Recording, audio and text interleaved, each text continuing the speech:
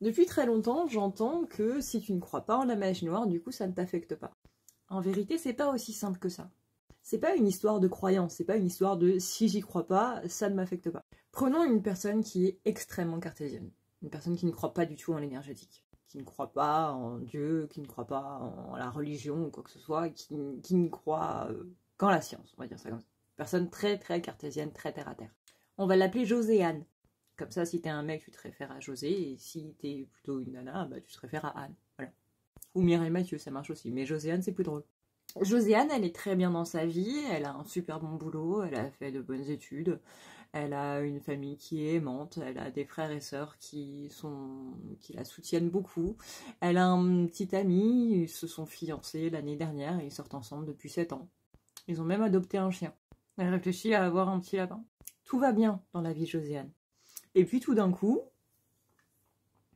je sais pas trop pourquoi, bah il y a les aléas de la vie qui frappent. Et ça, bah il n'y a pas d'explication aux aléas de la vie, parce que c'est les aléas de la vie. Ça fait partie de la vie. Donc Josiane, elle croit pas en la magie noire. Il y a même personne dans son entourage qui évolue autour des énergies ou quoi que ce soit. C'est pas du tout dans son délire. Et un jour, eh ben, le chien de Joséanne, malheureusement, décède. D'une maladie, de vieillesse, de n'importe quoi, bref. Et là, bah, Joséanne, elle est un petit peu au fond du trou. C'est une hécatombe qui tombe sur elle. Ça fait jamais plaisir quand la mort vient se rappeler à la vie. Donc là, Joséanne, elle commence un petit peu à déprimer. Et ça va être ce qu'on appelle l'effet boule de neige. Tout d'un coup, elle va moins dormir la nuit. Elle va être très triste. Et son copain, son fiancé donc, avec qui ça se passe très bien depuis 7 ans, tout d'un coup, elle va commencer à avoir des soupçons. Elle va se dire, mais c'est bizarre qu'il rentre tard, alors que ça fait 7 ans qu'il rentre tard. Elle va se dire, ouais, mais si ça se trouve, il me trompe. Et pareil, tout ça, tout ce stress va s'ajouter la nuit au fait qu'elle ne dorme pas, au fait qu'elle n'a plus les idées claires, au fait qu'elle va être focalisée sur le fait que... devenir un petit peu parano, tu vois, sur le fait que son copain rentre tard et que, bah, si ça se trouve, quand il est sur son téléphone, il discute avec d'autres nanas, ou si ça se trouve, il est sur des sites de rencontres, ou finalement, je connais pas trop ses collègues, etc. Tu vois, elle va commencer à psychoter sur absolument tout. Et surtout, commencer à se faire des films dans sa tête. Donc, du coup, bah, au niveau du boulot, c'est pas ouf, parce que non seulement elle est crevée parce qu'elle dort plus la nuit, mais en plus, bah, elle est plus du tout aussi productive qu'avant. Donc là, il y a ses managers qui l'appellent et qui lui disent « Ouais, bah, Joséanne, t'es bien gentille, mais les chiffres, ils sont pas là, hein. On t'a connu un petit peu plus motivée, quand même. » Puis du coup, elle va commencer à se disputer avec sa famille.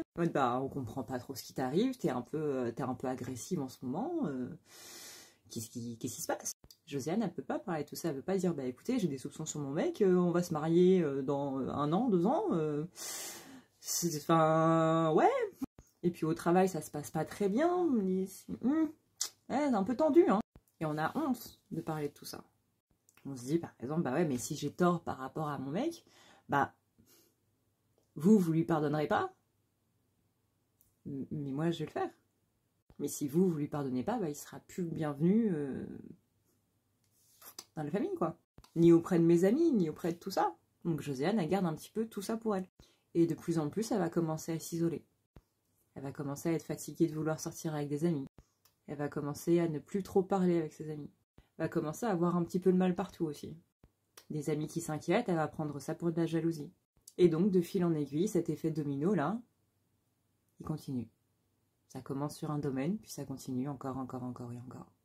Et au bout d'un moment, ça affecte tous les domaines de ta vie. Tu tombes en dépression, tu te sens extrêmement seul et isolé. Et là, il n'y a plus rien qui va. Alors, pourquoi ? Eh bien, dans l'énergétique, on considère que quand tu envoies des pensées à une personne, quand tu penses à quelqu'un, que ce soit de façon négative ou positive, tu lui envoies cette énergie de positif ou de négatif.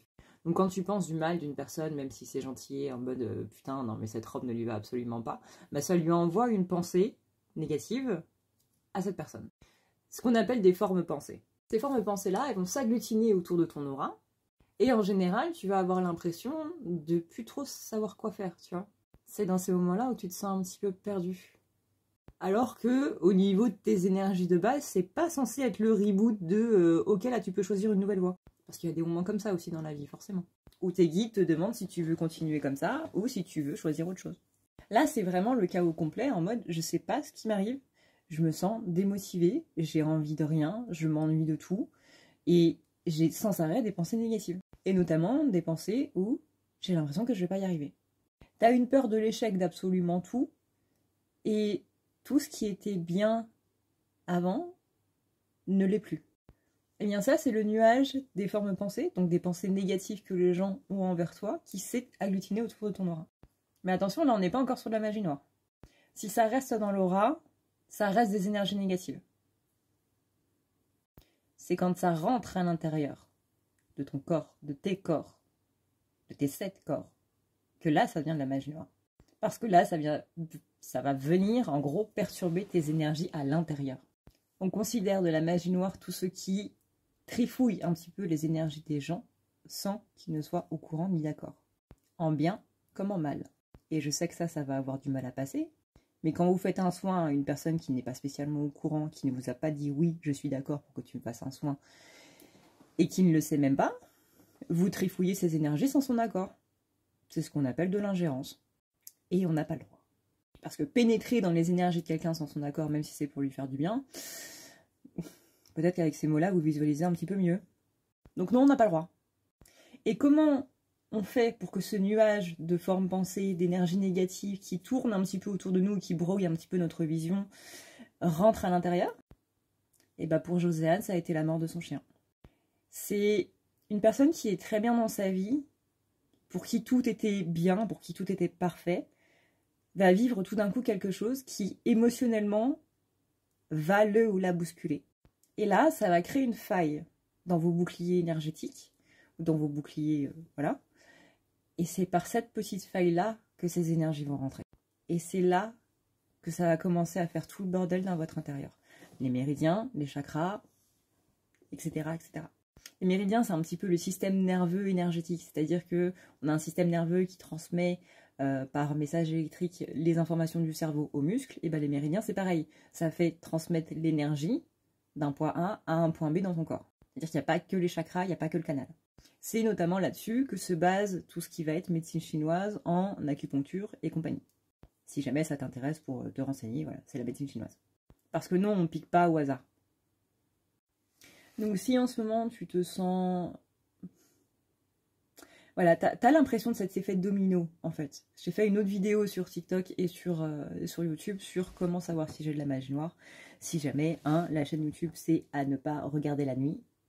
C'est vraiment ça le titre. Ou Adrenalia, voilà. A-D-R-E-N-A-L-I-A. Ou directement sur TikTok, si tu es sur TikTok, voilà, dans les épinglés. Tu as aussi sur mon site, où j'ai fait tout un truc qui t'explique en long et en large comment c'est, avec les vidéos en prime.